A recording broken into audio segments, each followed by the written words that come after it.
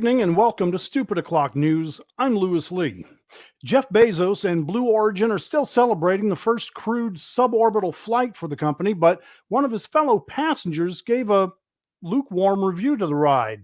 Wally Funk, 82-year-old Mercury 13 finalist, made history as the oldest human to fly in space Tuesday. She was invited by Bezos to be one of 4 crew members to make the flight. Speaking at a press conference after landing, Funk said the ride was nice, but she wishes it had been longer and higher. The altitude at which the New Shepard capsule detached from the booster was not high enough for a clear view of the curvature of the Earth, something Funk was really looking forward to. Although she did witness the inky blackness of space, she also lamented that she was only weightless for a few minutes and that the capsule was a little crowded. Really? You got a free ride that costs about $500,000. Okay, that's the news. Let's start the show. That's pretty cool. Of course, everybody's been going off on Mr. Bezos's extravaganza. I understand it was a less than super ride, but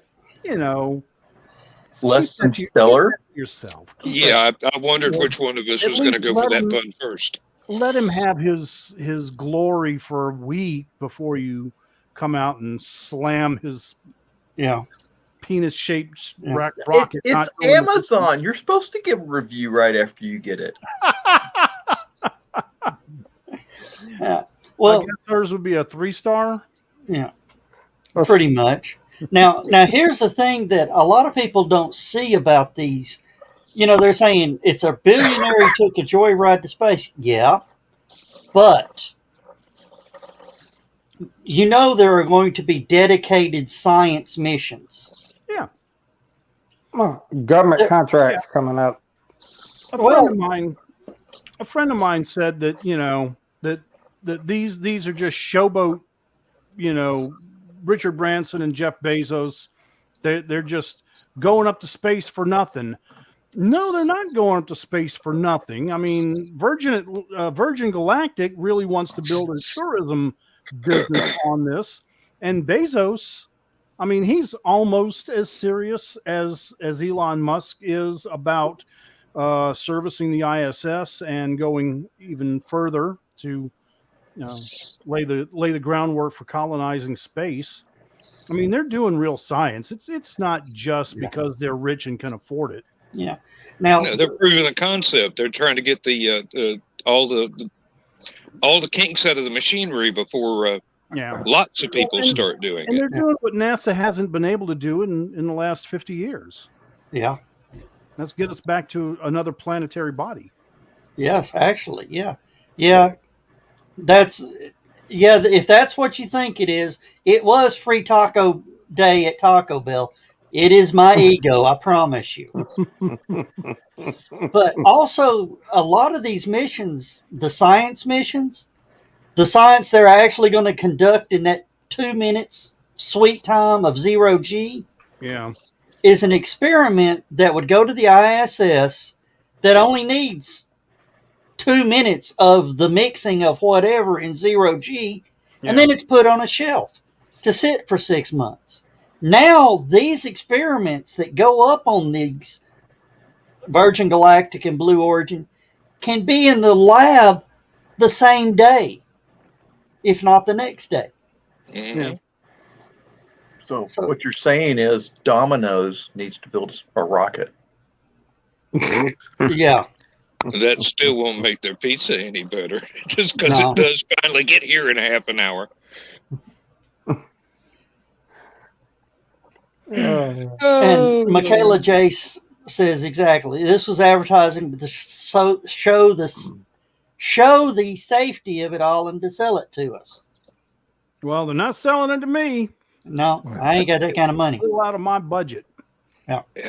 Actually, I up until last week, I could have afforded a Virgin Galactic ticket. Yeah. And but I decided I was going to pay off my credit cards instead, so I no longer have quite that much. I don't know if you guys saw my special report with Armchair Rocket Science yesterday. I saw some of it. Yeah. Yeah. I mean, to have a correspondent right there at the gate to the launch site with that booster in the background, that was just unreal.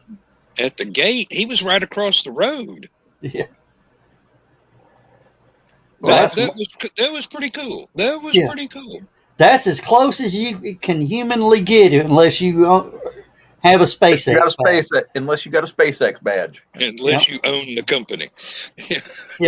I told them I want my Picard moment. If I ever met Elon, I want a Picard moment with one of them. Well, that's one of the biggest improvements. Finally, a Picard moment. Define. You reach up and touch it.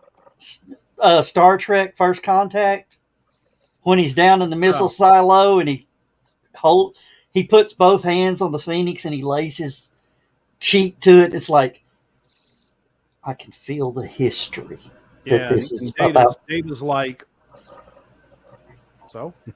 Yeah. I want my Picard moment. Make it so. Actually, I kind of like the Riker moment where he shot Zephram Cochrane in the ass. We don't have time for this. And Christian says, as much as the nation loves Bezos, he's slowly taking the fiction out of science fiction. All of these guys are. Well, see, that's where people like me come in. I'm putting it right back just as quick as I can shovel. Yeah, you can now expand your imagination. Well, I mean, like I've been saying, that was what the 60s was for. Yeah. Democratizing space. It's making space available for more than just the elite astronauts of 2 or 3 countries. So I wouldn't be a bit surprised if the Brits started making deals with Virgin Galactic to try and reboot the space program that they haven't had for 50 years. I don't think so. I think Great Britain would be more interested in faster flights to New York. Well, that's part of the plan. That's part of the plan. What is it, Concorde? Yes, Concorde retired decades ago. You know. Have you ever heard of the Skylon system that's being developed? I have not. That sounds so familiar. But it's from a long way back. If you can imagine, it's a cross between an SR-71 and a cargo plane with hybrid rocket engines. This thing can take off from an airport, fly up into outer space, drop off cargo, come back in, and land in an airport. And it's kind of neat. The engines, it looks a lot like an SR-71, but the engines are designed so that it takes off with like a jet engine, breathing air. And once it gets up to a certain altitude, they close off the air and it becomes a rocket engine. So I know I've seen a few concepts of the they're still working on the engine design and some of the cooling systems. Yeah, that's the trouble with going that fast. The plane heats up quite a lot. Yeah. That's why the SR-71 was always leaking fluids when it was on the ground, because it had to get hot and everything had to expand to close up all the little gaps in between the panels on the skin, because it would get very, very hot. Beautiful plane. Oh, I love it. I absolutely love it. Have you ever heard the guy tell the story, the SR-71 tell the story about the flyby of the control tower at Sacramento? No, but I do love the one about the airspeed check. Yeah, the airspeed check. That's a good one. This one. Except that a Navy pilot had to be the goat in it, but you know, whatever. Well, hey, inter-service rivalries are always going to be with us. Well, you know, that's pretty. Until an Air Force pilot can land on a moving airstrip, we all know who the best is. Yeah. The Marine Corps? I was about to say that. Oh, I've never been in Where the did that come military. from? I'm injured. oh. No, the Marines have to have Harriers so they can land. Ooh, okay. I think I can make it. Now you got to remember, Harriers were made by the British. That in the middle of a battle, they go, "Oh, 4 o'clock tea time." No, the story on the SR-71 and the control tower at Sacramento, there was an air show down mid-California that the SR-71, he said there was a team that flew it in, a team that demonstrated, and then he was on the team that flew it out. And he just, him and his co-pilot sort of giggled and says, you want to, they were approaching over Sacramento. He says, they got on the air controller's frequency. Could you, he said, this is, so-and-so's SR-71. He said, would you like a flyby? Of course, the control tower is not going to pass down seeing an SR-71 flyby. So as they approached, he said, do you want us to go down the runway or down the ramp? The control tower says, down the ramp, down the ramp. So they trimmed her out, rolled the burners, right down the ramp. Halfway down the ramp, they banked up and pulled away. They giggled. The air controllers were going, that's awesome. That's cool. Yeah. And they go, can you do it again? Can you do it again? And he goes, let's not. We need to keep sort of on our heading.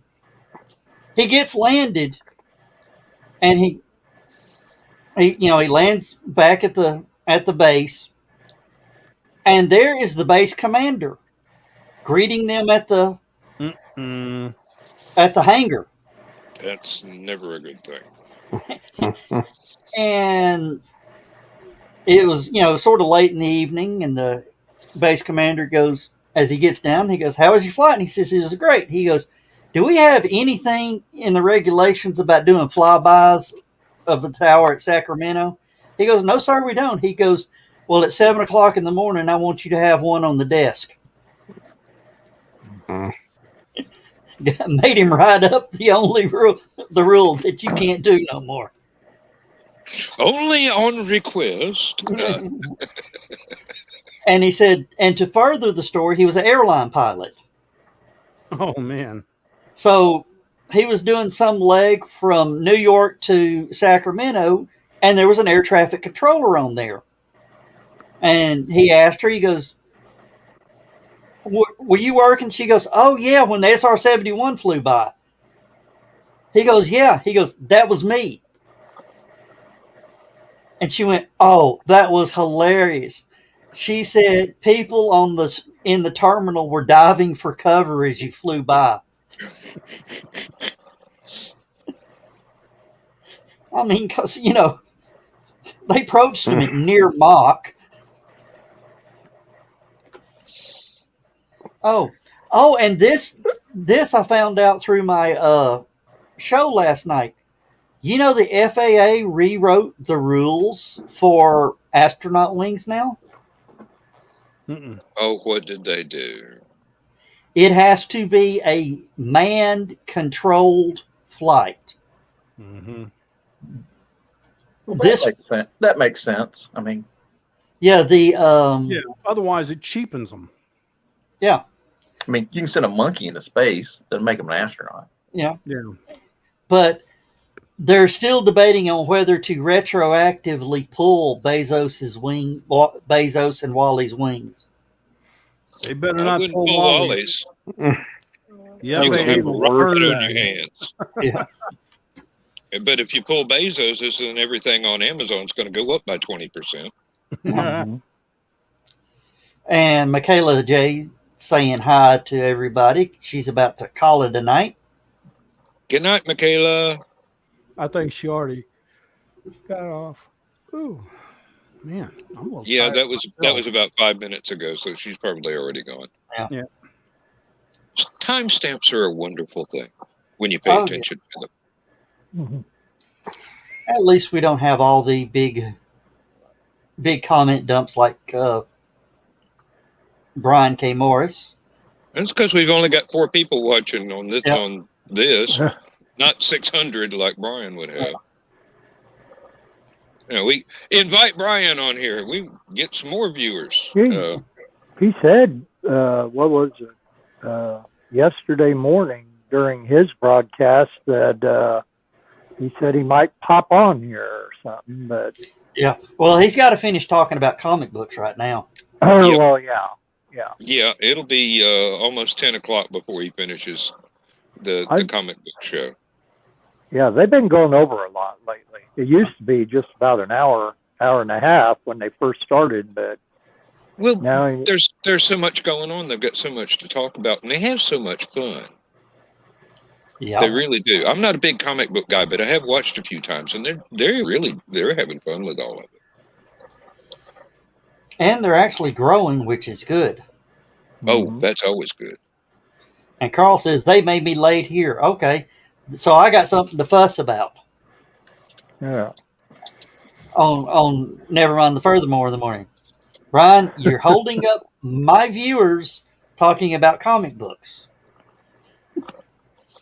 Oh. Hey, okay. Let's Joe? all run over to his show real quick and like heckle his comic book show. I'm gonna try something here. All right. Would that be?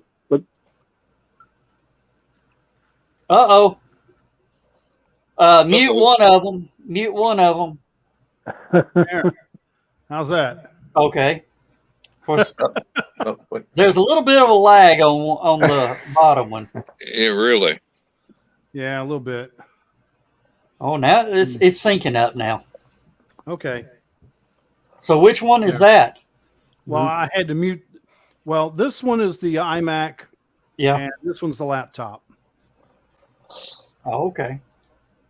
Sad that the laptop actually has a little bit better camera.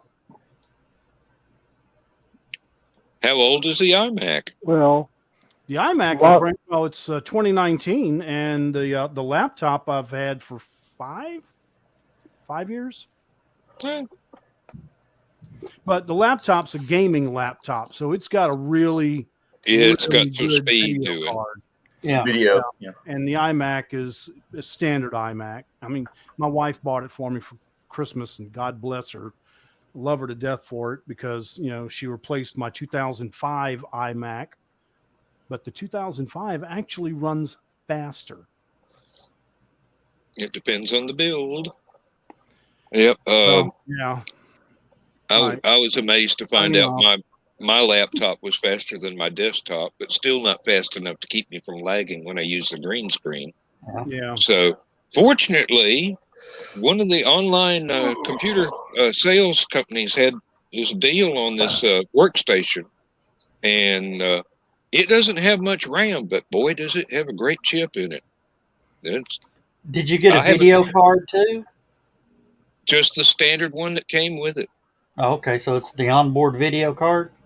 It's the onboard video card. I think it's only got like 8 gigs of RAM, and the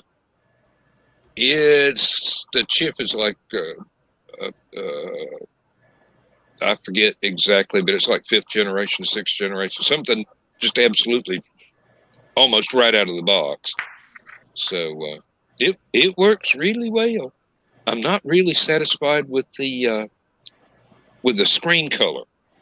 It seems a little bit washed out compared to the desktop computer, which I did get an ultimate video card to put in that back in the day. But it's the desktop is still way slower at processing stuff like the green screen signal. All right. And the weird thing is, everybody was blaming my crappy internet. It's still the same crappy internet. It's just a better computer now. I switched up to a larger size can with them strings between it. Oh, that reminds me of a video that I saw. this guy went and took and straight piped the car, and they were trying to get, the loudest exhaust. So he came out behind the front wheels with the exhaust, ran the 2 exhaust pipes up the A-pillar, joined them in, and then put like a air siren horn on the back into like a trumpet. So when he'd rev the motor, it was, straight pipes into a megaphone. I bet he got pulled over a lot. Well, he was in England and was paid to do it for a TV show. Okay. I But he believe I said, might know that TV show. yeah. No, it was Colin. No, it was the YouTuber Colin Furs for. Oh, okay. Yeah. He says, no, I didn't drive it on the streets, but my neighbors sure were glad to see me load this on the trailer to bring it down here. Oh, Carl. He just asked what's behind me on the green screen. Carl, that's my dining room and living room. That picture is about 8 years old, maybe. So my wife has redecorated a few things. But I'm bringing it up full screen so everybody can see what you got. Yeah. Well, basically that used to be my bar. Well, there we go. There we go. That used to be my bar before it became a photo gallery and knick-knack shelf. That used to be loaded up with bottles of liquor, and I still have the empty bottles, some of them, the fancy ones. But and got the entertainment center over there on what is now stage right for me. I built that shelf, and it's got a fairly decent widescreen TV, not anything really huge or anything, but it's got a 4-channel stereo on it, a Kenwood turntable, about 500 vinyl record albums on the bottom 2 shelves. All stuff that I've done over the years. The what used to be the bar, that's a headboard for an old waterbed that I salvaged from a Dempsey dumpster. Yeah. Back when I was living in the trailer park. And people come over and go, wait a minute, that looks familiar. And I go, did you live through the 70s? Oh, I actually miss my big full wave water mattress. Yep, we had a waveless one, and unfortunately, I did not replace the mattress every 5 years like I was supposed to. After about 20 years, my elbow went through it in the middle of the night. My wife and I were bailing water out of the waterbed and carrying it to the bathroom about 10 feet away and throw it in the tub. And then we had to get the shop vac out to dry up the carpet. But I had custom built rebuilt the frame. There was no particle board involved. It was like 3/4 inch plywood, and there's like 8 coats of polyurethane sealing that bugger together.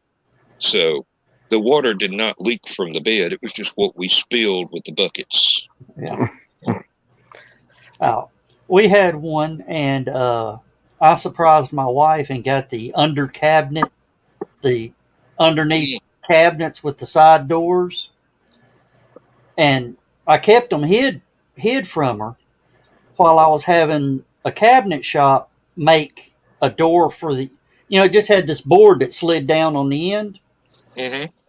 I had a cabinet shop cut a hole in that board on the end and make a matching cabinet door and changed out all the handles top where it all matched. So I had that center shot up through there as storage. Yeah, I had to raise mine up a little bit. Back when I had a broken leg, I found that the original pedestal was about 4 inches too low for me to comfortably get in and out. Yeah. with my broken leg. So I put together another framework to go into the original pedestal. And I have often thought about reworking the whole thing and just making slide out drawers that come out from under it and put my firearms in there as a gun safe. Yeah, that would work. Yeah, I mean, practically no one, if they didn't notice the drawer pulls, would think that there was an armory underneath the bed. Yeah. What was that? The first Punisher movie where he had all the in his little apartment, he had all the different hiding spots. He'd hit a certain piece and pop out, and there's an Uzi or whatever. Yep.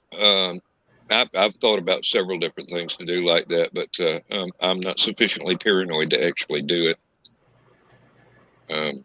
I'm more worried about burglars than I am the fall of civilization. So yeah. Oh. Well, one of the reasons we got rid of our waterbed is a 3 or 4 letter animal, and it didn't D. Yeah. You'd be amazed at how many patches you get to pull on if you own certain types of pets, and I don't mean goldfish inside the mattress. Yeah. No, we kept the frame and everything, and bought a California king size memory foam mattress to go in it. It was very difficult to locate California king size memory foam mattress. But it's been well worth it. It doesn't sleep anywhere near as well as the waterbed, but it's very comfortable. Yeah, I like that. Ours was the full wave, so you get to rock and you can just drift on off to sleep. Of course, you got to get you've got sea legs when you get up in the morning. We went with the full waveless, so it had the dampener.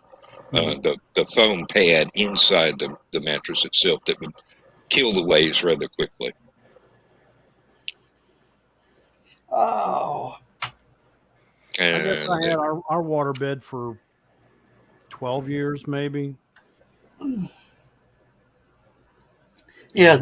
Well, I think the only reason we got rid of it, we moved to an upstairs apartment, and it was an older building, and they wouldn't allow us to have a waterbed. So there's Donna Carleen, the fashionably late. Yeah. Which means that Brian must be finished with his show. And Carl, I'm glad you're going to be good. Thank you. Yeah. Yeah. Save it for tomorrow night, Carl. I'm sure you can remember things for 24 hours. I'm going to pay for that. I shouldn't pick on Carl. Yeah. I should not pick on Carl. Oh, he'll get me for that one. And well deserved. Yeah, I deserve everything that's coming to me. And Lewis, is our project coming along, or are you still working on the other one? I'm still working on this one right now, but I'm really expecting. I'm almost halfway done, and now that I've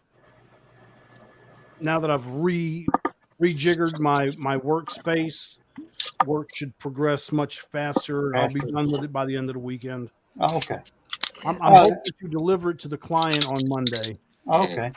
And Ace Bonnie is saying hello to us. Hello, Ace. Ace, where are you located? Where are you located, Ace? Because I didn't never get that from you. And Donna saying, "Don't bet on that, Dan." And Carl goes, 24 hours. He lucky if he can remember what he went downstairs for. I can relate, believe me. I have I shall return. All right. Do you remember where you're going? Or do you know where you're going? And Facebook user says, Is there a sexy older name you like for a lady? They mean. I think Charlotte or Deborah. And they like Lorraine. I don't know who that is, but they are on one of our Facebook pages. I'll tell you a name, an older name that I like is Genevieve. I met a Genevieve in Cleveland, Tennessee, of all places. She was liberated on D-Day. She lived just south of the beaches in Normandy. And an American soldier walked up to her house, checked to see if everything was okay. And she just was enamored with U.S. military after that. A couple of years later, when she was old enough, married a U.S. soldier and moved here to the States. And it was an absolutely fascinating visit. And man,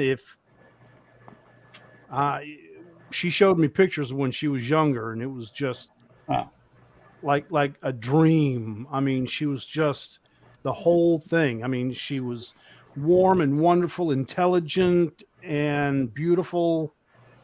And her name was Genevieve. So okay. I've always had a fascination with that name. And the Facebook user is Ben Riverman. John, if you want to pull that up, the what Ben needs to do so we can see his name. Yeah, Lewis, I was going to say any kind of old French name like that. Genevieve, something like that. Yeah. Great names. Yeah. My daughter is naming her granddaughter, her new daughter. Her name will be Evelyn Rose. Great name. Nice name. And she's going to call her Evie. Evie Rose. Not bad. And Carl says Genevieve is a great name. Mm-hmm. But he likes the name Lorraine. I had a cousin Lorraine one time, cousin-in-law.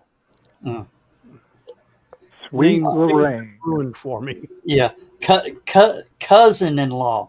That's a Southern term. But there's even one more Southern term. Step cousin-in-law. Yeah. Twice removed. Come on, Bill. By the police. Yeah. Yeah, can't never go back to that bar again. Twice removed and restraining order applied. Call the sheriff. Call the sheriff. Lorraine's back. Yeah, I did remember where I was going, but at my age, that's rather easy to do because it gets a little bit insistent. There's a constant reminder, but sometimes you have to move quickly. Don't worry, Dan. It'll take care of itself. Yeah, but I don't like cleaning up a mess. That's why you need the pod catheter. Yeah, the podcast. Oh, sorry, I've had the normal kind before. That's why I'm in this situation now, where I have to move when the urge takes me. Oh, so you're that way. That means you need the hail pail. Yeah, well, yep.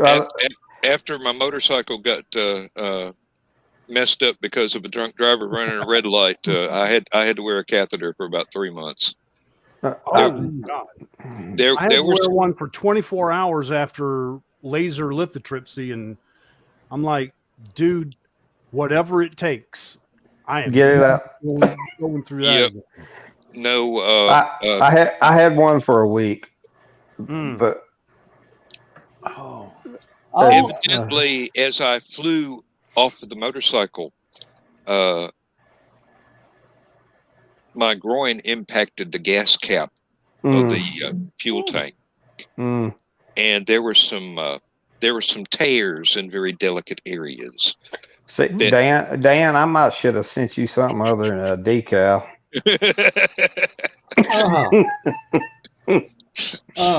I'm still working on the Iron Man armor. Well, I'm lucky. I only had a catheter for maybe 8-9 hours, and I told him, I said, I don't care if I pee in the bed. pull it out. I can't take it anymore. It hurts. Well, I know how long. Hurts even worse. Yeah. Well, let's just say I know how long I am, and I know how big of a fella I am, which ain't much. But when they pull out 2.5 feet of catheter, I said, no wonder it won't drain. It was wrapped around and probably pinched.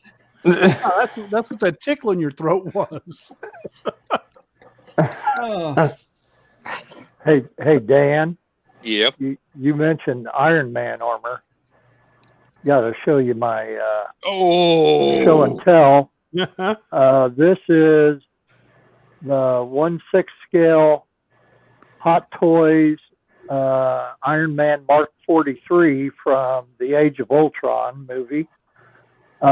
It does light up, but let me turn it on. I don't even know if you can see it. These batteries in this are not great.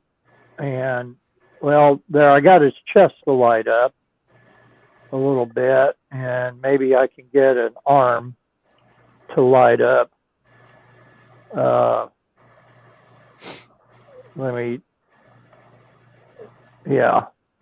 There you go.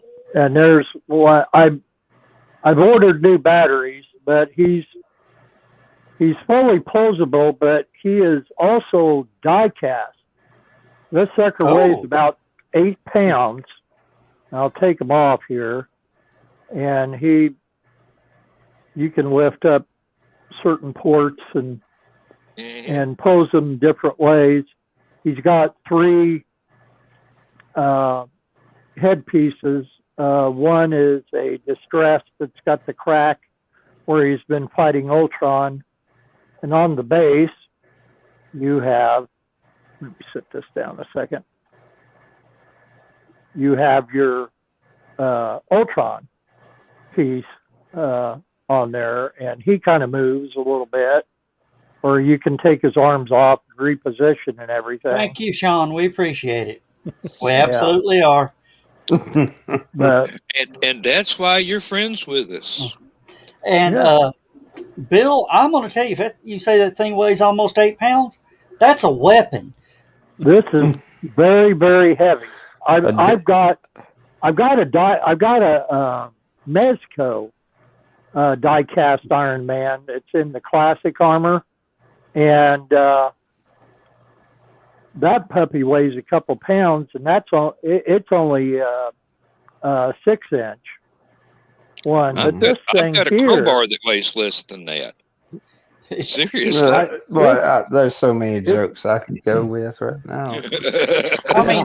I mean, I could see somebody breaking into Bill's house and he grabs the Iron Man up and they go, "What are you going to do with that?" You step a little closer, I'm going to show you. You can brain them with that thing. Yeah. That's I'm going to shoot you with the repulsor. I'm just going to hit you with it and floor you. Really? That's a deadly weapon, Bill.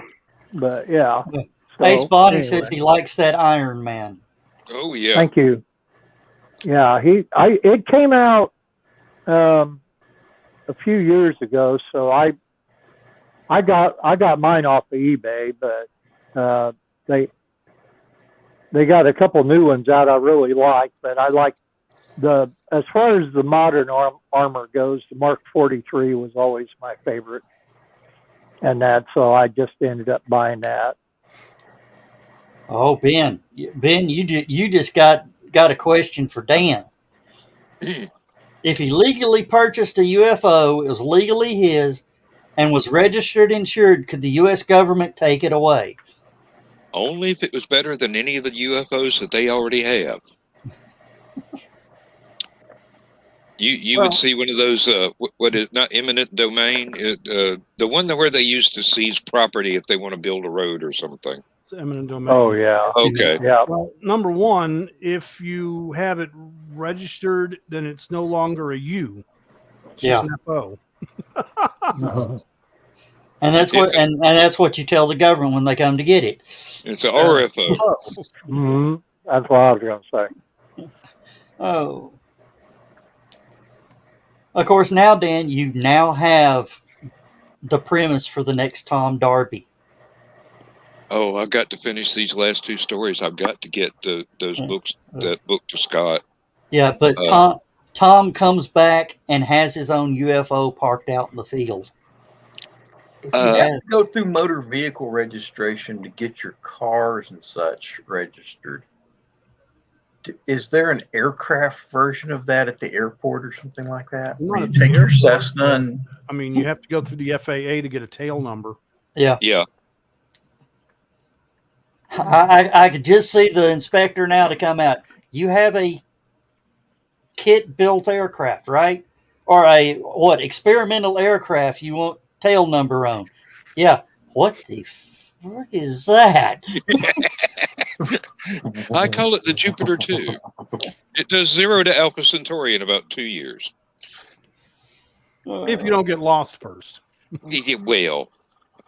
And Carl Whichman says, did he purchase it from the Zeta Reticulans? It's probably stolen. Yeah. Yeah, them Greys don't respect anybody's property rights. Yeah. And they'll pick up anything. I always lock my doors when I fly through Zeta Reticuli. Okay. Through the Armchair Rocket Science and working with Ocean Cam, I have met a guy named, he commented in here just a few minutes, Jack Marshall. Jack Marshall was in the effects company that did the special effects for 2.0 BSG and the Trek movies. So I'm going the new Trek movies, right? Yeah, the new Trek movies. Okay. You know, the great special effects. Lens Flare Incorporated. Yeah. I actually told him the new Battlestar Galactica space battle scenes were awesome. Lewis, I know you watched it. What, the new Battlestar Galactica? Well, you say new. You mean the one that's about 20 years old? About 10 years. Yeah. Okay. Yeah, about 10, 15 years old. Yeah. 2.0. Not the old the original generation. Not Lauren Green. Right. Yeah. Glenn Larson. James Callis. Yeah. And he said they actually gave us great liberties, but they had some technical advisor on spaceflight. While the ships were doing those flips and all that, which is the way they would have to fight in 0G. Instead of banking and turning like World War II aircraft. Yeah. Yeah. I wonder what movie series used that idea. Well, guys, I just got a text from the missus. Uh-oh. What'd you do? Are you in trouble? No. I'm not in trouble, but I do need to go to her rescue. Uh-oh. She's having It involved a bidet malfunction. Uh-huh. No, it has to do with the Apple TV.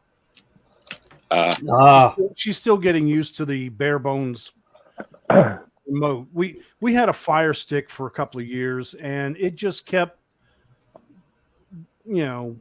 crashing and not doing well. And anyway, we're at Best Buy last night getting the cable that would allow me to hook up from the Thunderbolt outlet on my iMac to the 4K.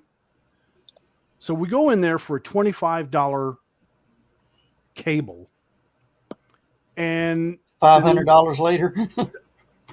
You are so close, my friend. We wind up, because our 3D Blu-ray player also quit ejecting. And of course, nobody works on these things anymore. You bring it to a repair shop, they throw it in the garbage. So our 3D Blu-ray player is not ejecting, wouldn't open anymore. So she says, well, let's look and see what they've got. See if they've got any 3Ds. Okay, so we went and we looked and we found one for $179. And then she says, what about replacing the Fire Stick? And I'm like, Well, I don't want to Google what you call it, and I don't want another Fire Stick. And I've got a Roku downstairs and Roku built into another one of my TVs. I'm not crazy about Roku. Plus, Roku no longer supports YouTube TV, which I pay $70 a month for. Long story made short, we wound up getting an Apple TV. Yeah. Which is great because, I mean, I've got all kinds of Apple products already anyway. So it's interoperable with everything in the house. But it's a little bit of a learning curve figuring out that 4-button remote. So, and I thought the Fire Stick remote was minimal. They're very much the same, except the Fire Stick has one button on it that I wish the Apple had, and that's a back button. Yeah. It's like every, from the homepage to the menu to the apps, everything has a different way of getting out of it. So this Blu-ray player that won't eject they no longer make them with the little pinhole that you can stick a straightened out paper clip into and manually release it. I've tried. It's jammed. Oh. Now I've got it down on my bench, and I'm going to open it up and see if I can figure out what's wrong with it. But she's been, it's not that she's been wanting to see 3D movies, but there are a couple of Blu-rays that she has that she's been wanting to watch that she hasn't been able to, so she was tired of waiting. I bought a new TV. Okay. This is the remote that came with it. And you want to talk about putting advertising on every damn thing that you have that's electronic these days? Look at the top 6 buttons. Yep. Oh, yeah. Yep. Guess which 6 buttons I never used? Remote, and there's Hulu, Vudu, Netflix, and Sling. Vizio, same way. Yeah. And what really pisses me off about this one, if I'm not paying attention, yep. Here's my Vizio. I always hit the Prime Video because it's right underneath the power button. Oh. Yeah. Now here's my Vizio remote for the 4K TV. I love it because it's got a keyboard on the back. QWERTY keyboard on the back, but sure enough, look, it's got the Amazon, Netflix, and iHeart. Really? iHeart? For TV? They knew who you were. They saw you coming. I will say my LG remote is almost comparable to the Fire Stick remote. It has a home button, volume up and down, back, exit. Yeah. That's it. Pretty much. This I was actually surprised that this Roku had as many buttons. And Carl says thing about the Apple though is that all you got to do is swipe down and boom, you've got a Apple TV remote on your phone.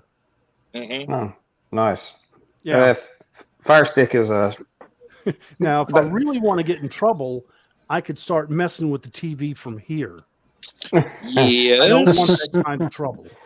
I've got a Western Digital media player hooked up to our TV, and it comes with an app I could use on Android or an iPad, so that I could actually play stuff in the living room and use the iPad or my Android phone as the remote. Yep. Now, I rarely ever do that because, living room TV is Lindsay's territory. I mean, that's where she watches her. No man's land. Yeah, it's right there next to the kitchen. I'm allowed to go to the beer fridge and come back, and that's about it. I don't mess with the TV, and I only cook when she allows me to. So, but I could. All these external hard drives I've got back here with all the stuff that I've got to play, it's probably 15 terabytes worth of movies and cartoons and TV shows and music and whatnot. Hey, Willow. Hi, Willow. But I could run it. I could run it through to the TV in the living room and go out there and and invade her space. Speaking Speaking of which, you need to saddle up there, Don Quixote, and go rescue your wife. He's fixing it from his phone. Oh, okay. No. I'm on. I was gonna Dan. show you, Roku also has an iPhone app that you can use this as a remote. Dan, I'm gonna let you build my office for you from a distance. So, I mean, if you want to come over here and help me, I mean, that's fine. But that's a bit of a commute. I just got a reminder text. The Queen is waiting. Yes. So, all right, we'll holler at you. Thanks for your help. Have a good one, Lewis. Like the Queen. All right, we'll see you Saturday. And Donna Carlene says, "Wapa, what? Why? Woj. She was speaking Polish to us. I still ain't got it. I don't think so. I think that's typo. Oh, that's Taiwanese. Okay. Yeah, Japanese. usually I can read typo, but that one's beyond my experience. Maybe she was typing and she fell off her chair mid-drift. Pretty much. Well, it might have been something I said. Yeah. And Willow, I gotta ask, are you feeling any better, or is it still? Oh yeah. Yeah. How's your nose? Oh. Oh, she's saying Willow. Okay. She's saying Willow. Naturally, Carl speaks fluent Donna. Yeah. Which that was a great movie. I love Val Kilmer and Willow. But still, you got to admit, you got to admit that is good. Like, okay. Whomping Willow. That could be Donna's new hashtag. You know. And Carl says he can read typos. Now. Hey, after what has it been? Almost 25 years of editing on Apelia. I can read a lot of typos, but some of them still get a little bit obscure there. Oh, after being out there at Delphi before it closed, you learn how to read a lot of typos. Oh, Willow says she tested gravity. It still works. And what was it? That Robin Williams line? Get out of bed after drinking all night. Oh shit, gravity works. Yeah. My problem is gravity gusts. Oh yeah. You ever get that thing where you're walking along and you're about to climb a step and all of a sudden one of your knees decides that it wants to bend backwards or something? Yeah. It's it sounds like a shotgun when it does it too. Glad I'm not a horse. Somebody has shot me a long time ago. They shoot horses for much less than what we have to go through. And John's just sitting there going, Yep. I like how John's just sort of chilled out. Like, hey, I have never seen John anything else but chilled. Chill, man. And Carl Witzman says, I still say the Canadian government is at fault for not labeling the gravity anomaly. You should sue. Well, it keeps moving around. Yeah. And if it stayed in one place, I could avoid it. But, it follows me like a puppy. And Ace Bonnie has now labeled Carl Witzman as the typos translator. It's kind of like shorthand. Donna's shorthand. Yeah. Oh, I love Donna. I'm going to tell you right now, and Dan can attest to you, the more I like you, the more I pick on you. There are times Dan wishes I didn't like him so much. Only 2 or 3 times an hour. Well, I think we had about 10 people leave Alabama last week after y'all's comments. Oh, they found the way out? Yeah. They got the hell away. They got the hell away from the Kia store. Got the hell away from me.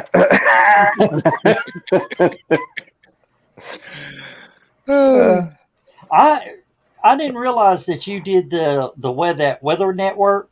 Yeah. We need to hook Josh up with Stephanie Osborne. Mm. Now that is an intelligent idea. Yes. Josh is married though. I don't care. So Stephanie. So Stephanie, but those two could collaborate because she's got a tropical weather update. Plus, she also does a cosmic weather report. Oh yeah, that'd be She does space weather as well as tropical storms all over the world. So yeah, that would be great to have.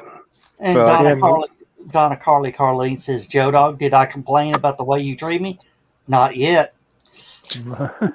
Give him a few minutes, honey. Give him a few minutes. He's just getting warmed up. Yeah. No, Josh, doesn't the Perseids start here very soon? Now. They should be going on now. They should be going on now.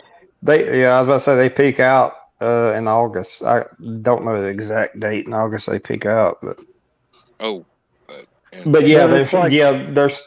done started. And 2 o'clock in the morning though for the peak. I mean, if you can. Well, I was talking about like there's a peak date. Date. Yeah, there always is. I think sometime last year was like the 16th or 20th or something like that, but it changes every year. So, well, I was guilty of now until August 24th. Yeah. Oh, okay. With the peaks coming in mid-August. Does Stephanie do that on YouTube? No, she does it on Facebook. On Facebook. Yep. Osborne Cosmic Weather Report. Mm-hmm. Look that up. You will. If there's ever a storm coming anywhere on the whole planet, she will know about it. She used to be a storm chaser. Well, I was going to say like the sunspots and stuff like that. Yep. Releases that has the effect on Earth's weather. A lot of people Matter don't. of fact, one of the recent things that she did on the cosmic weather report, there was what CME? is it? Coronal mass ejection. Yeah, and evidently it was pretty spectacular, and she covered that. And if those things get energetic enough. No, it cannot. You and me might actually be able to see the northern lights down here where we are. Oh, absolutely. Well, I mean, I think they've got as far south as Tennessee before. Yep. Almost Mont Eagle Mountain, not quite where me and John are, but Nashville for sure, and Knoxville. But in between Nashville, Knoxville, and Chattanooga is where it goes. But that's a lot of energy it takes to push a display that far south. Yeah. And the thing is, a lot of people don't know that has a lot to do with Earth's weather. That and volcanic activity and earthquakes. Exactly. So exactly. And we are overdue for a good not lava volcano, and we're overdue for a good ash volcano somewhere around the planet. Oh yeah, absolutely. And Joe, you see that in the same way that somebody would say we're overdue for a brisk outbreak of the plague. Yeah. Well, I mean, if you get all that, I can't even think the gas that comes out with the volcano. It's not methane. Well, there is some methane, but carbon dioxide, sulfur. Yep, sulfur dioxide, and that's the stuff that turns into acid rain. Yeah, but it'll cool down the Earth for. I mean, if it was a mass ejection of all of that. Yeah. Yep. What year was the year without a summer? Back, what was it, the 20s or earlier? Are you talking about the one over there, like Pompeo? 1883. What was it? 1883. It was the eruption of Krakatoa. Krakatoa. Oh yeah. There was so much dust in the air that in the U.S. summer never arrived. And see, that's another thing people don't take into account with. I don't want to get political, but the CO2 in the air and stuff like that. You've got all the like up there in Antarctic and stuff like that, in the Arctic, all that. There's volcanoes under all of that stuff, and it's releasing methane and stuff. Yeah, they're having a problem with that over in the Soviet Union, or over in Russia. Excuse me, Soviet Union. You can tell how old I am. It's gotten so warm over there. Some of the methane hydrates are actually bubbling. They're blowing their top. They've actually had pictures of places that several acres have just erupted at one time, just a big bubble bursting. Yep. And methane is one of those greenhouse gases that we really don't like because it makes things warm up, which makes things worse. Now, you really do not want to get the Gulf of Mexico overheated because there's methane hydrates down there. And when that stuff gets warm, it comes up like foam on a beer. Yeah. And speaking of meth, Willow says she really hopes for the zombie outbreak that the movies and video games are foretelling. I believe I need a better reason to carry a shotgun in my city other than protecting myself from the meth heads. Tell her to go to Danville, Illinois. It's already happening. And Ace Bonnie says Joe Dog releases enough methane gas, I've heard. I am registered with the EPA, thank you. Do you have to call them when you go to Taco Bell? No, but I do have to fill out paperwork. And there are times that I do have to notify the sewage treatment plant. I bet Joe's not allowed in any public swimming pools anymore. I was about to say, I bet Al Gore's making some good money off your carbon credits. Yeah, Elon should hire me. Feed me bean burritos from Taco Bell. Let's see. Elon, is he using methane and hydrogen? Yeah. Methane and oxygen. The Krakatoa explosion in 1883 was not the year without a summer. It was the Mount Tambora explosion in Indonesia. 1815, which is the Krakatoa's in Indonesia too.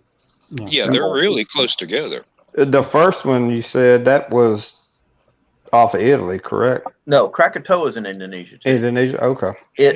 That island exploded and just disappeared. Which one? What's the one in off of Italy? Is that the Pompeo I'm thinking about? There's several. Pompeii and what's the other? The city? Herculaneum. Yeah. No. The volcano is Vesuvius. The volcano is Vesuvius. Mount Vesuvius, Mount Etna is the one on Sicily. And it's active right now. It went active last year. Yeah. Yep. Pompeii rumbled on them. It's right across the bay from them. Yeah. Yeah.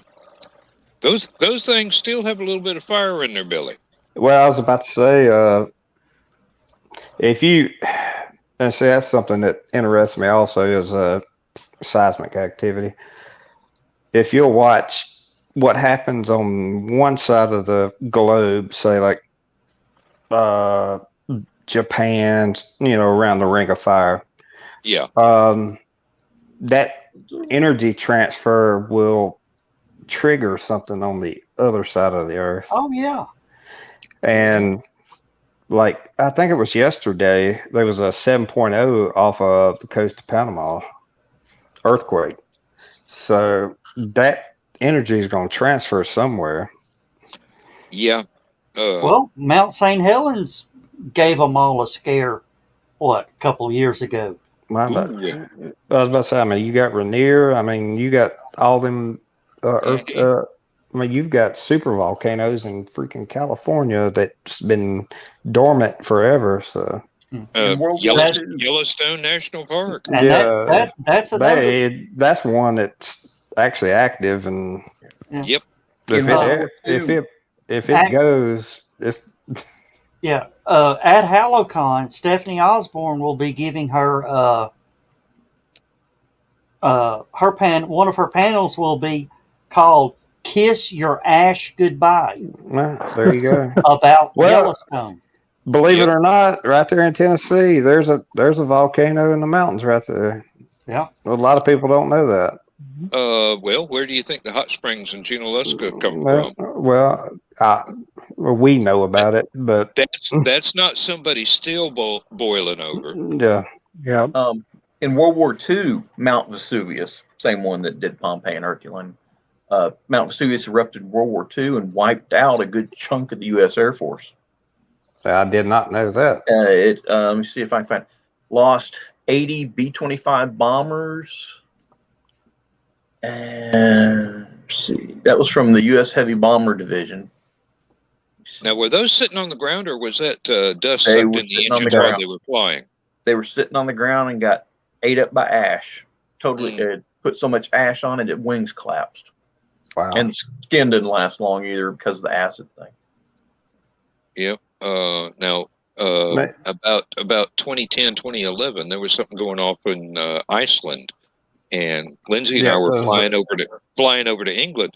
The airlines had to reroute around the ash plume. Yeah, that was the engines from getting choked by dust. Yeah, that was in Well, that was the ice falling into a volcano. 2010, 2011, somewhere around in there. Yeah.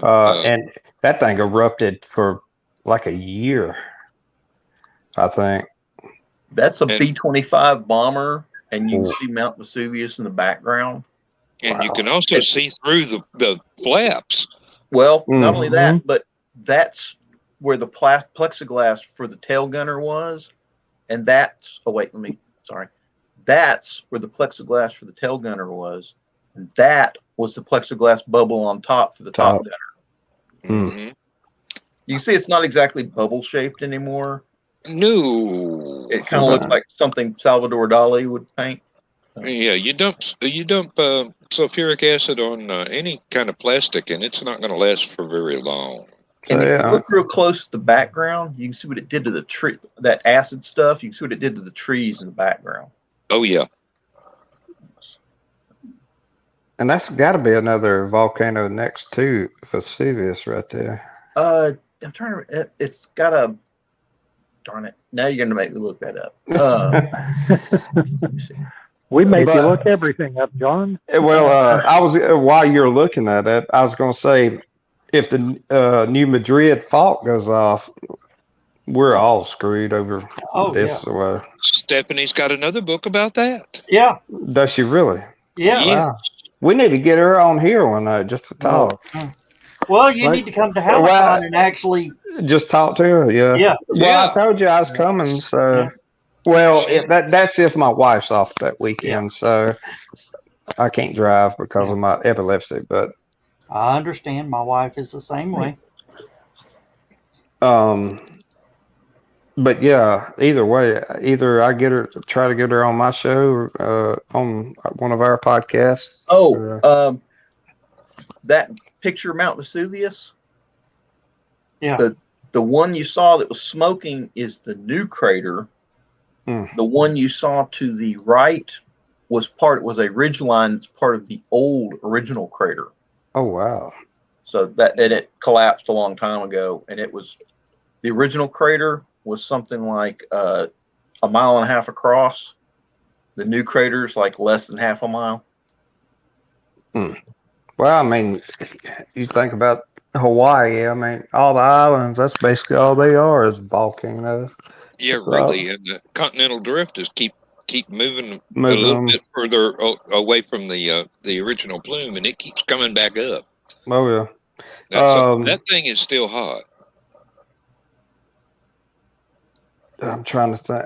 What's the other girl's name? She's getting back into meteorology. Amy Metz, she's from y'all know her? You mentioned her a while back. Yeah, she's about to move back to Georgia and get a. The one that's in Hawaii. Yes, she's in and out of our group, but she does cosmic stuff and earthquakes. That's what she's. She went back to school to do all that stuff. So I mean, her and the girl y'all are talking about, they need to talk. Oh yeah. Yeah. When do you get off? I'll be right back, guys. Okay. All right.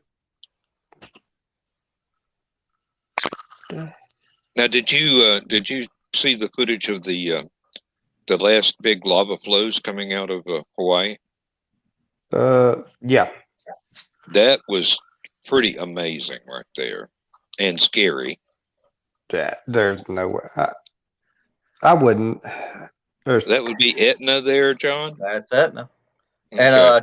And you can see it where the lava is going down the hill. I was about to say, look at that big crater. It was like a meteor or asteroid hit that thing. No, that would be a little bit bigger. Yeah, that's what. But I mean, big crater. Okay, trivia. In Jules Verne's Journey to the Center of the Earth, That's where he popped out. Is where they came out after going from Iceland underground through all the tunnels and everything, and the exploration party actually popped up out of Mount Etna. Did not know that. That was one of the first books I ever checked out of a library. Really? Back in the out fourth one grade. On clowns. I started off with a 5-volume thing of H.G. Wells novels. Ooh. And Journey to the Center of the Earth by Jules Verne. It was the first 2 books I ever checked out of a school library in the 4th grade. Oh, wow. They kept looking at me going, are you sure that you're educated enough for this? And I go, well. Hey, you will be. I was about to say, I think the first 3 or 4 things I got was some books on World War II and tornado books. Colby books. C.B. Colby books. I used to check those out religiously. Yes. Yeah, they gave us. You remember those aptitude tests, scholastic aptitude tests that they give you all through. Well, obviously, you didn't go to school in East Tennessee because it was just about every year. Number 2 I just don't remember them by choice. No, yeah, you got them every year, elementary school. And Yep. you had to have a number 2 pencil. That's right. Yep. In the 4th grade, they gave me one of those, and I scored high enough to where the school put me in the high school freshman reading level. Thank you, Willow. In the 5th grade, they put me, another test, they put me as a high school senior reading level, 5th grade. And yes, I'm bragging. I was going to say, in 2nd grade, they put me in down here, they call it target school. They put you in a whole different school. And it's all higher grades and crap like that. So yeah, they divided the class up into the different reading levels, and the teacher would give the most attention to the kids that needed it most, and the kids that were really further along than anybody expected. They'd pretty much leave them alone, just turn them loose and let them do whatever they wanted, as long as they didn't leave the classroom. When I was in 2nd grade in Cherokee, they put me in the principal's office, but we won't talk about that. Oh, I'll talk about the time that I went to the principal's office when I was in second grade. I told a dirty limerick and got ratted out by one of the other students. Oh, Well, so that's one of the biggest problems though with like schooling. I think they don't give enough. Let's just say attention to. They make it boring for people that are smart. Let's just say that. I ain't downgrading nobody, but because that was one reason. I mean, I'll say it. I dropped out of school because I just got tired of being there because it just did not interest me. See, I got tired of the thing I really got tired of was like when I was in school. Nobody else had to try. Like I had to try. Like I was busting my tail out of all my classes, getting straight A's, and I was seeing all these other kids getting F's, and they were moving on. And this went on for 9 years of schooling. By the time I got to high school, I just stopped caring. I just was like, why try? If these goobers over here are going to get passing grades, even though they all get F's, they're all dumb. None of them know how to do math. Half of them can barely speak English, even though it's the language they grew up with. Why even try? And then so in high school, I was getting like F's. Nowadays they give them passing grades and push them forward because it makes the school look better. And when the school looks better, that's how they more money to get their funding. That no child left behind thing.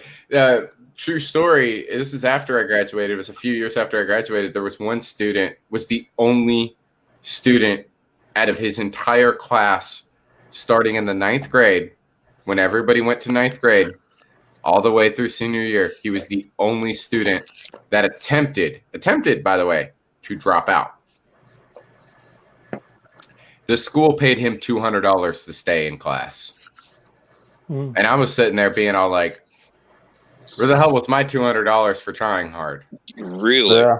Where was my $200 for being on a 12th grade reading level in the 1st grade? Yeah. Hey, Skunk, I don't know if I've asked you. How old are you, buddy? If you don't mind me asking. I am 35 years young. Well, I'll be 37 this year, so I figure me and you is about the same age. Yeah. Skunk, I like your avatar, but it's missing one thing. The sunglasses. Well, that was the thing. That was Bill. It was Bill, already did you just pull mouth. them out your ass or something?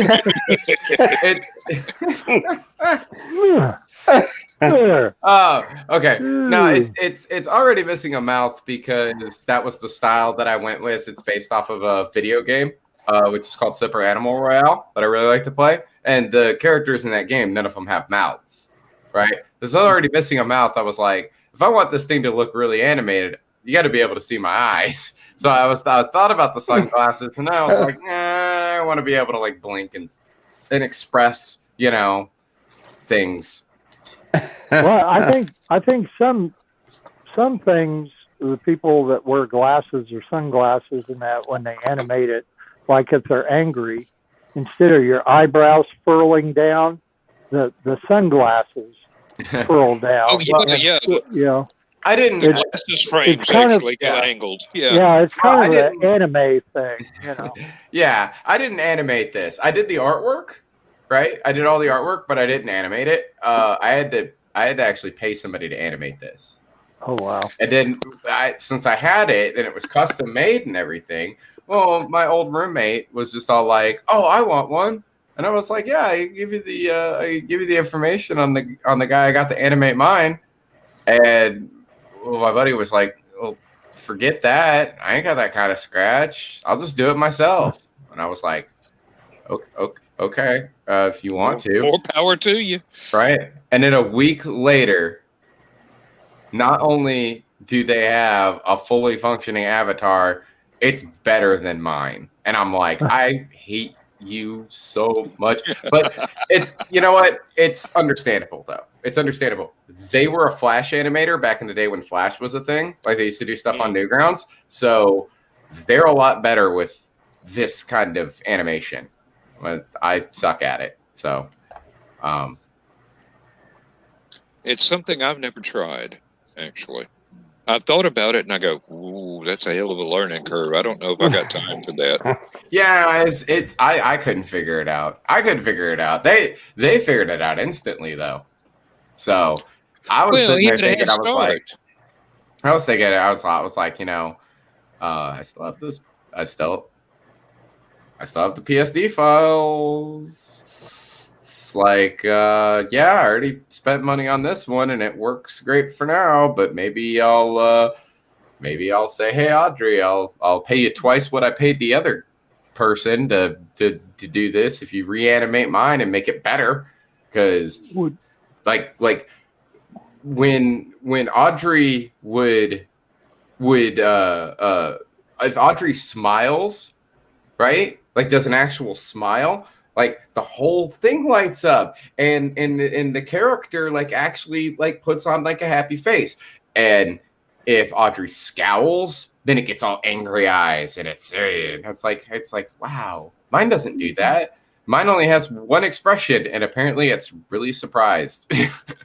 Like I kind of move the eyebrows up and down a little bit, but only if I like open and close the eyes, you know. And then if I close the eyes, like it just looks like I'm ripping a fat fart, which I guess is appropriate for a skunk, but you know. I was gonna say something else, but yeah, they don't call them fart kittens for nothing. I just kind of look like I look like I'm constipated. Yeah. Concentrating really hard. Yeah. Bill, sometimes you have to. Them crossword puzzles take a while. Bill, is that you? Are you using your new headset right now, or is that the one from last year old headset? No, I went and got two different headsets today at Menards, not intending to. One was typically a gaming headset that I told the guys what I was going to use it for, and this is a corded 2-earpiece headset. And me and Josh went in, opened a Facebook Messenger room real quick, and it was a frickin' disaster. So I got out and I went on to YouTube, even tried to listen to a YouTube video, and could not hear a blessed thing. So I took an hour out to take that stupid thing back. Saw this other one that says you could put it on PCs and laptops, come back, and it doesn't work. It looks like the cord is bad on it. And so I'm back to my cordless headset that I had for a while. But Bill, can I be honest about something? You're buying headsets at Menards. Yeah. For those who aren't from the Midwest, like me and Bill are, Menards has an equivalent here in our area. Big Dollar Lots. General? Oh, Big Lots. Okay. Yeah. That's where this headset came from. Bill, I know it might be a bit of a drive for you. There. Yeah, it does that if I laugh. How'd you really make hard. that happen? It happens when the camera can't see my face anymore, because I fell a little bit past where the camera can see because I started laughing. Okay. So it'll make it jump around real crazy like that. But no, do me a favor, right? Just go to Best Buy, please. I promise you, if you go to Best Buy, you can get a really good headset for a decent price. It will sound great, and you'll have great audio quality as well. Okay, recommend something for me since you brought it up, please. Oh, Logitech is a good brand if you want to go with a headset. You can get either communication only, or you can get the gamer ones. The gamer ones, you can get. Don't do that. Well, I was going to say with the gamer ones, you can get studio can style, like the headphones that I have. If you really want to go super pro with it, Bill, they actually do sell something really super cool at Best Buy. It's an actual USB microphone, and there's a bunch that you can get that they have, but my personal recommendation is the Yeti. That's the one that I have. I love it. I mean, when you see this thing, you'll understand what I mean. It is a studio microphone, but it's USB. Just plug it into your computer USB. It sets itself up, and it has a 1-to-1 ratio monitor. So you want that so you can control your voice level, because otherwise you have the headphones on, you can't hear what you sound like. With this mic, I can actually hear what I sound like. I can hear my own voice, which helps with controlling my volume, with diction and pronunciation and everything else. And you can just plug any set of headphones into it. It works just fine as long as it's regular 3.5 millimeter headphones. So you get that. You get a pair of headphones that you really like. If you want to go old school with the cans like I have, I got the DJ cans on right now that I bought at Guitar Center for $100. If you want to get something fancy like what Joe Dog has, if you want to get the $20 Sony specials, that will work. You just plug them into the microphone. The microphone itself costs. I know this is a big part. Is the price. The microphone itself is like $160. I know, right? But Bill, you just killed him. Do you hear how great I sound? Yeah, that's what $160 gets you. Right. No, I understand. And what the first set I bought today, I thought I was upgrading quite well, and it turned out to be the worst. Now, the first ones that you mentioned started with a W. Can't remember what it was. Oh, no. Logitech with an L. Oh, Logitech. Oh, okay. Yeah, they make all sorts of computer peripherals. Yeah, they make keyboards and mice and trackballs and things like that too. Yeah. Logitech, you can get a simple communication style headset, very similar to the one that Dan has.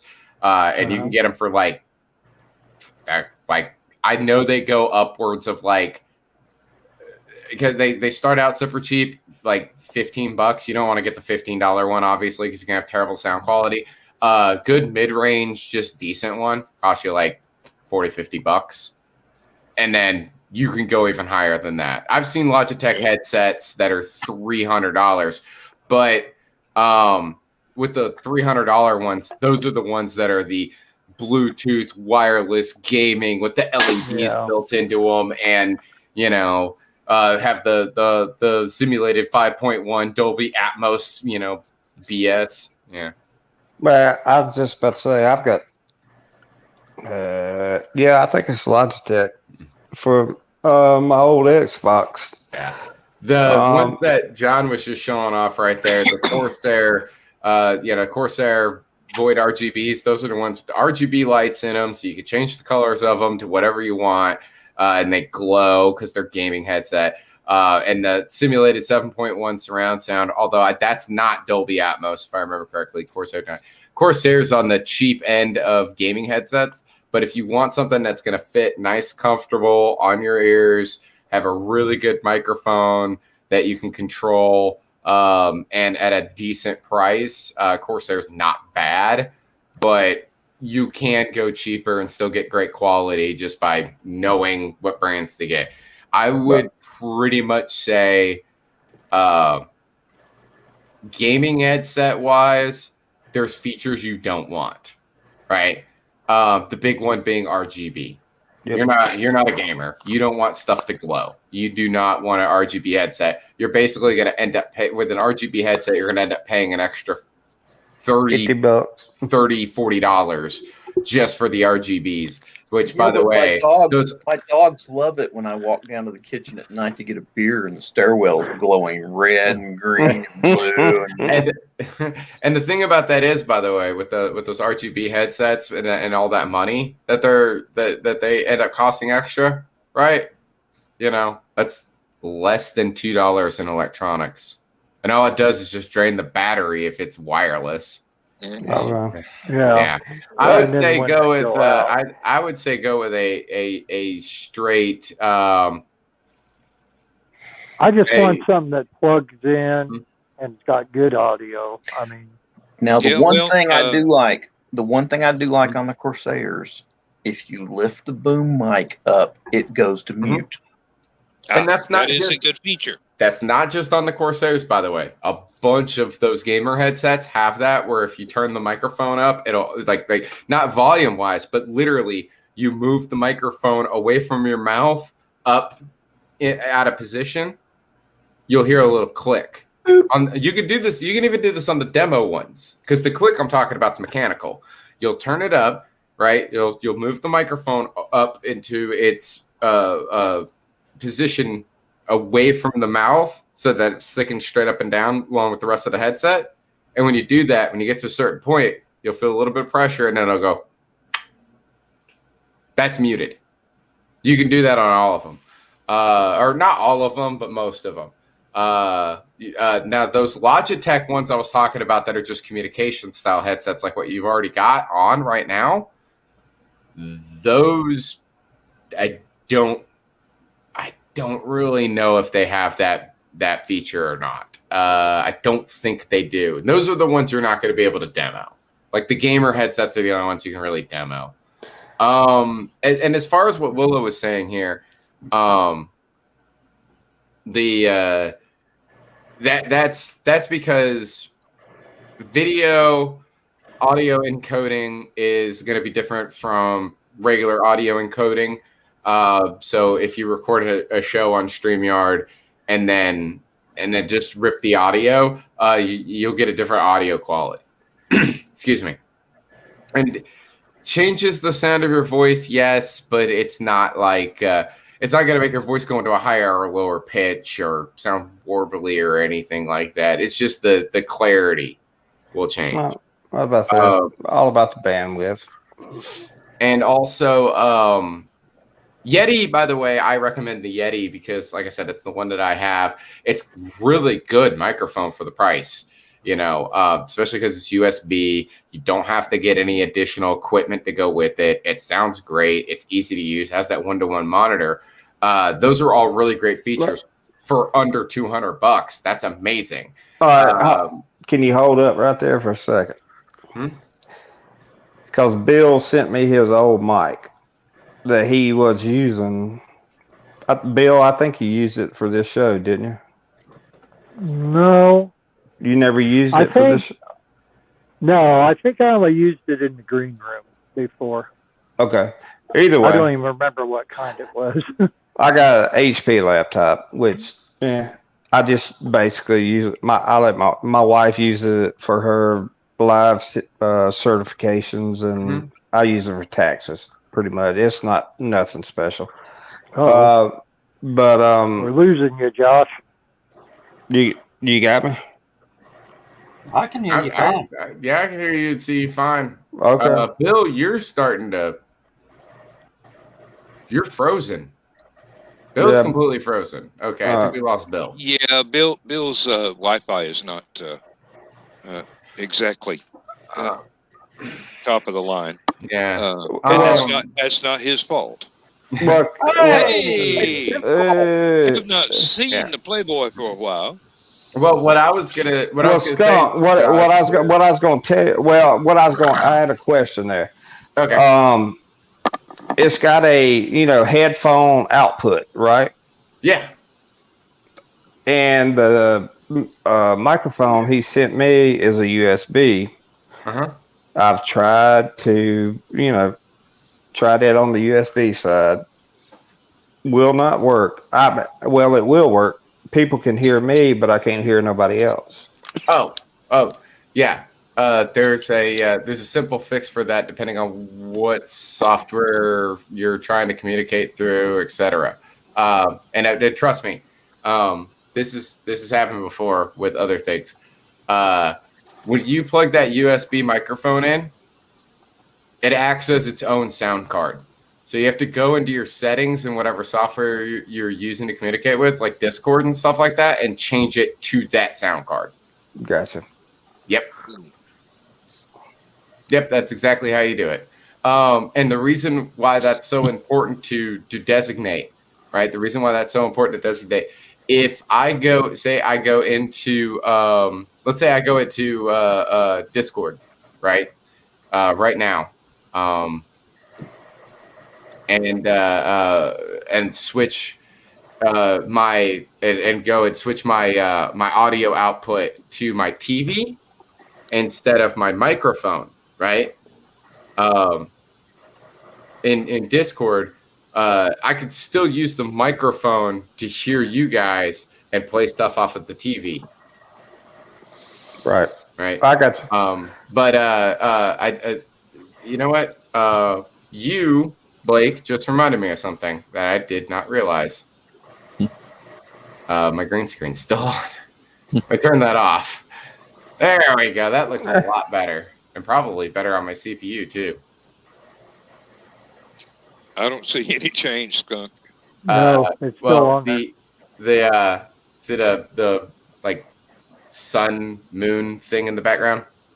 It looks like a cityscape going by. No, in the background behind the buildings. I still see there's a large blue-green moon. Yeah, that was black a second ago. Okay. I only realized it because I saw Blake change colors and I was like, oh wait, my green screen's still on. That would explain why it looks so dark. Oh, yeah, some of the buildings were acting funny too, I noticed. Carl, me and you might have to get up there, buddy. But anywho, let's see. It is 10:40. I am gonna go ahead and go early, and okay. I'll tell you guys why. When I got to work this morning at 6:30 in the morning, I was rip-raring ready to go. I was gonna have an awful day, and I just knew it. But I was gonna seize the day, as they say, right? Get stuff done. Get all of my pieces of my route together. Scan all the boxes and totes, get everything sorted. I'm literally about to load my van. It's 7:00. No, I think it was at this point. It was 7:00 or it was 7:30. I don't know. It was 7:15. I have no idea. It was somewhere near around 7:00, right? And Anthony, the assistant manager of the float, he walks over to me and he goes, "Want to go to Atlanta?" So this guy in Atlanta had taken the week off for vacation. They didn't schedule anybody to cover his route. So the first day, one of the Atlanta drivers covered it. The second day, Anthony covered it. The third day, my boss covered it. On the fourth day, Anthony was supposed to cover it again, but the vice president of the company was like, I don't like him. Send somebody else. So she asked me to do it. So I drove down there. I was, of course, super late because normally you're supposed to get down there you're supposed to get down there and get everything loaded up and be ready to leave by a certain time period. Of course, I'm, several hours late because I was already late getting there in the first place. If I could have instantly transported from 7:00, I would have been late, But instead, I had to drive, 2 hours through Atlanta traffic, blah, blah, blah, blah, blah. Anyway, so... long story short, I did such a good job that they asked me to come back to Atlanta tomorrow. And do it again. You did such a great job. We're going to make you do it again. Yeah. Yep. So I got to get to bed. I got to get to bed so I can get to work early tomorrow because I have to go before everybody else, get to the warehouse, grab my van, sort out everything inside of the van real quick before I leave, drive down to Atlanta, get the van unloaded, get it loaded back up, and rush back up to Calhoun, Georgia, and be at a certain stop in Calhoun, Georgia at 8:30 in the morning. Good luck. Yeah. You should have been asleep 30 minutes ago. Yeah, I know. But I wanted to stop in and say hi because... Well, thanks for dropping in. Yep. Anyway, we really appreciate every time you do come in. Well, like I said, I'm going to bed now, so I could get up in a few hours. I will holler at all of y'all later. Appreciate the help. No problem. Bye. Yeah. Let's go. Sleep tight. Oh, so Blake, how have you been, sir? You've been sort of AWOL. Been all right. Been busy. How you doing, Blake? Josh? First time pleasure. I've been on. Nice to meet you, man. Pleasure. Yeah, Josh is from that town that has an elephant, and they call him Tide. Yeah, called Titletown. Yeah. Sorry, Georgia. I'm an Nashville Georgia. guy. So. Sorry, Georgia and Tennessee. Well, I mean, Tennessee can't even get up. I mean, get off the field. I mean, hey, Tennessee's like that get lawn. off the field just the one time. Yeah. Hey, Tennessee's like that lawnmower. It's not going to cut the grass this year, but it's going to do great next year. Who did y'all hire, by the way? I don't sports ball. I don't even know. John, Dan, it's going to be hell for us come football season. Hell for us. I don't really care. No, Georgia. Hey, Georgia's got a good team, so I ain't gonna say nothing. The only game that I care about is University of Georgia, University of Tennessee, and I root for both sides because I got family in both states. It doesn't matter who wins. It's going to be a great game. It really is, because it's that kind of rivalry. They're going to play their hearts out. But Georgia's got a good team, so I'm not going to bash Georgia. No, with their 23rd year seniors. So hey, they may be 60 years old, but they can still play. They might even graduate next year. It's like George Thompson, a 9th year senior. It's like, does he have his master's or doctorate by now? You know, he's still in remedial math. 2 doctorates. I think Sean has drank too much wine tonight. Anybody's thoughts? He always types like that. Anybody's thoughts on Oklahoma and Texas might be coming to the SEC? Well, if they want to get in a good conference, they need to. Well, I mean, that's the rumors. That's the rumors going around right now. So. Come on up here to Big Ten. We're just going to leave the Big Ten in the dust there, Bill. How many teams are in the Big? Wait a minute. How many teams are in the Big Ten? They actually got 10. 12. 12. Yeah, they can't count. Just like the Big 12 can't count. Well, there's 2 of them we don't count. One of them's Indiana. But hey, Josh, when it comes to sports ball, my cheer for Atlanta is go Braves and take the Falcons with you. Amen.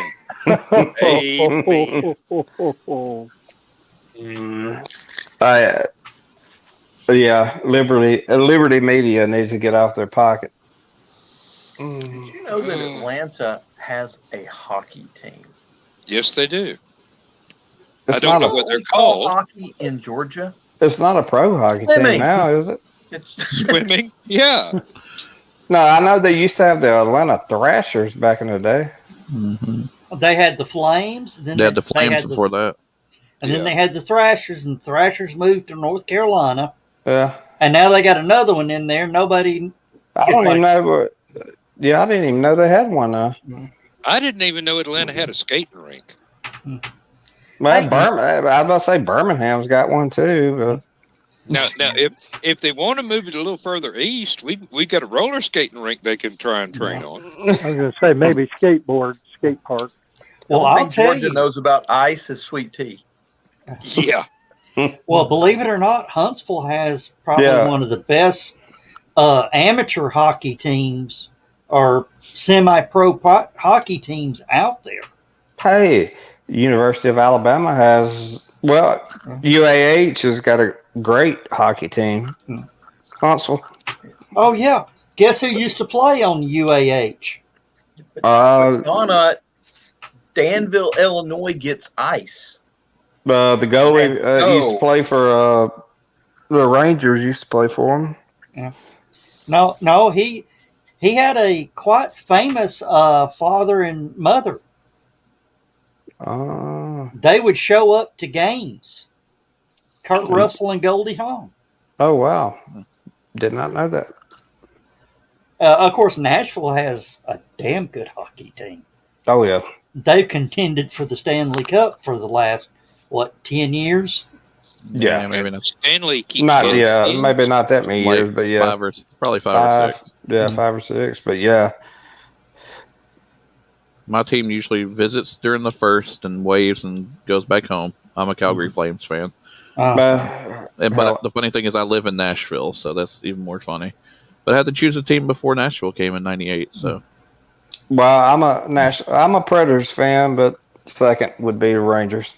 Oh, did you hear where the Predators is going to be playing one of their games next year? Let me guess. England. Nissan Stadium. That should be fun. I'm actually going there this weekend for the football.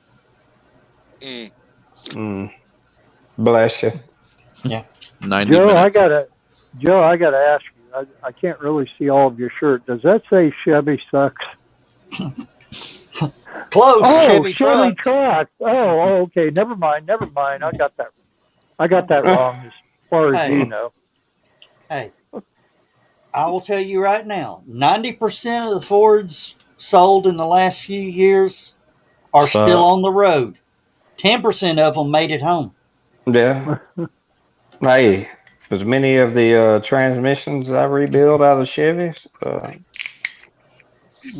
Oh, is that what you do? Is transmission work?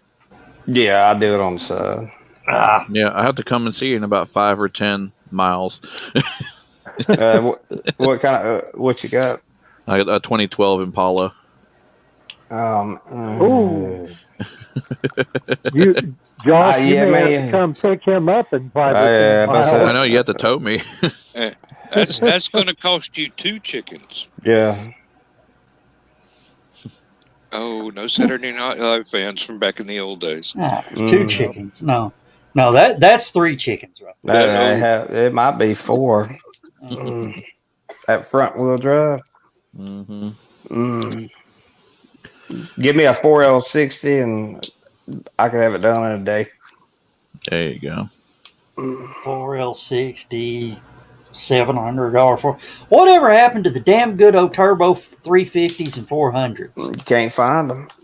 They're in race cars. They're bulletproof. Oh, that's what I was about to say. I mean, you can tear them down in 20 minutes and rebuild them. I had a guy, transmission shop one time. He said, drop your car off with me and let me. He told me, I'm going to put a shift kit in here. You need a shift kit. Shift kit? 72 Chevelle. Shift kit, 6-pack. That's all you knew. Yeah. Well, what he did is, I went and bought the, trying to be the helpful guy. I went and bought, the B&N shift kit. I get the car back and the shift kit's still laying in the seat. And I said, why didn't you put it in? He goes, I don't put shift kits in cars. I said, what do you mean? He goes, when I get done with it, you don't need a shift kit. He knew how to drill the valve body. Oh my God. You could not take off without it barking into second. And if you stood on it, it lit them up going into third. Oh, yeah. He adding that extra air in there or sucking more fluid. Yeah. But yeah, me and my neighbor, if one's got to be pulled, he'll pull it. I'll tear it down, and normally he'll drop it and clean it, put it, clean the valve body. If we ain't got to put the valve body in, and I'll rebuild it. And he always puts the shift kit back in it. I think parts wise, 200, and I think it's 220. That's new clutches, everything. Now, do they make a shift kit for an HHR? Ooh, I'd just have to look that up. It's basically the Cobalt. Yeah. What I wish is some kind of a locking mechanism to get my automatic transmission to stay in low gear without me having to hold the shifter over for my Kia van. Because you start coming down the Smoky Mountains, you holding the gear shift in one hand and trying to steer with the other hand, you looking at disaster right in the face. I'm sure there's something on you could do with that. It don't lock. You got to hold it. Bungee cords. That or change the rear end and make it a locking. I wouldn't know. I wouldn't. I love this van. I love this van. It's a limited slip or something. It's 280 horsepower, and it gets about 40 miles to the gallon. As long as I don't stomp it. Hell, that's get better. That gets better miles to the gallon than my freaking wife's Corolla. Hey, it was a good year for them. I don't think that the newer ones are quite that advantageous. But I have got before the recent unpleasantness, I needed to go get brakes, and I was not able to do that because being laid off from work for several weeks and whatnot, and trying to keep the lights on and everything. So now I'm just about to get totally out from under my credit cards, and I'm feeling like, okay, I need to go get brakes done. It's been 2 extra years. I'm gonna have to buy rotors and everything. It's not going to be just put pads on it and let it go. They're going to want to do a real good job, and the place where I go does a real good job. And they don't charge an arm and a leg for the labor, but if the parts are prime, you pay prime price for the parts. So. That's why I've got a set of rotors out in my back building that came off my HHR. When I do a brake job, I buy, when I first do the first brake job on it, I buy a new set of rotors, whether it needs them or not.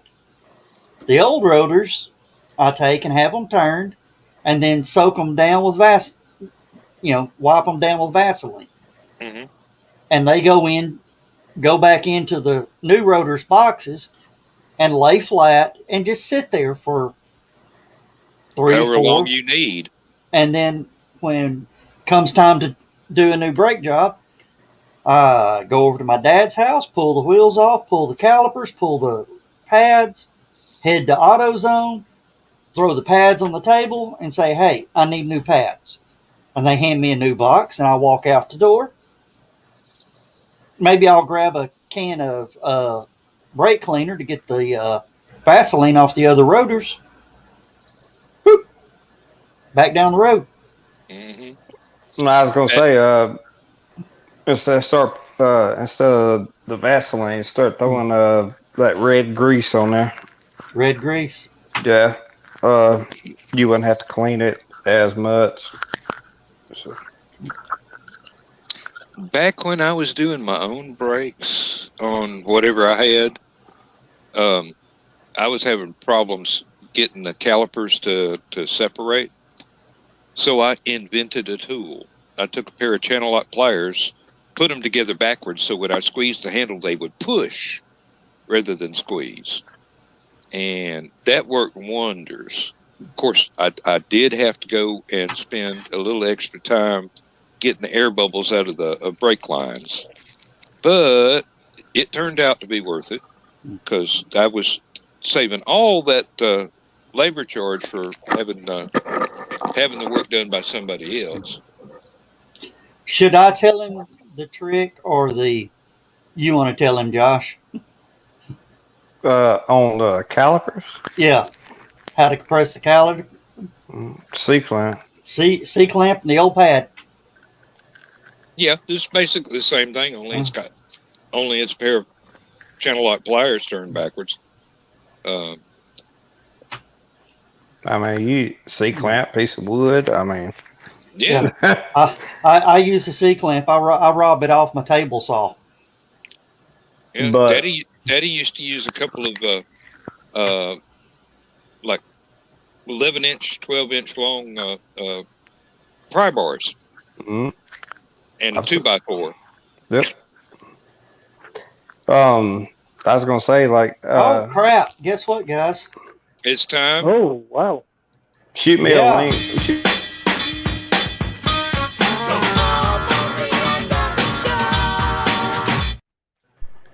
Shoot you a link. Dan, shoot Josh a link. Is that what you were going to say? Yes, sir. Okay. All right. We got to get ready to wrap this up. I don't know if I've got you here on the thingamabob. Shoot in private on this. Oh, okay. I can do that too. Yeah. And then he could just click it as we sign off. But the problem with that is I've got to get out of here before I can get the other link. Okay, well, give me just a second. All right. Copy. Boom. Done. There you go. There you go. Thank you. Josh. Yeah, that way Bill and Josh can click it over. John already knows the trick to jump. But thanks everybody. We have effectively killed 2 hours. And they didn't even feel it. Yeah. I didn't feel nothing. But thanks everybody. We will see y'all to Saturday night, 11 o'clock. And maybe some special pop-up shows will be coming up real soon on the Armchair Rocket Science. And Armchair Rocket Science may be expanding to YouTube in the next few weeks. So stay tuned for that. So with that, we're going to say good night, everybody. Night, everybody. Good night.